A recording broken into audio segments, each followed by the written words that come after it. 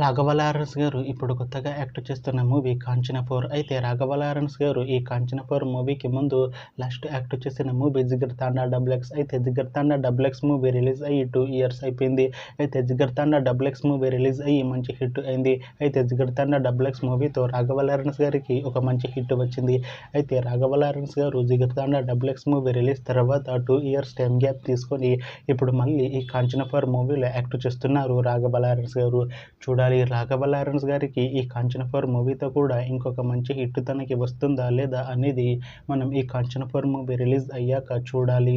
అయితే 'కాంచన 4' మూవీలో హీరోయిన్ గా యాక్ట్ చేస్తున్నారు పూజ హెగ్డే గారు. అయితే పూజ హెగ్డే గారు ఈ 'కాంచన 4' మూవీకి ముందు లాస్ట్ యాక్ట్ చేస్తున్న మూవీ 'రెట్రో'. అయితే ఈ 'రెట్రో' మూవీ ఈ మధ్య రిలీజ్ అయింది. అయితే 'రెట్రో' మూవీ రిలీజ్ అయ్యి మంచి హిట్ అయింది. అయితే 'రెట్రో' మూవీతో పూజ హెగ్డే గారికి ఒక మంచి హిట్ వచ్చింది. అయితే పూజ హెగ్డే గారు 'రెట్రో' మూవీ రిలీజ్ తర్వాత కాస్త టైం గ్యాప్ తీసుకొని ఇప్పుడు మళ్ళీ ఈ 'కాంచన 4' మూవీలో యాక్ట్ చేస్తున్నారు పూజ హెగ్డే గారు.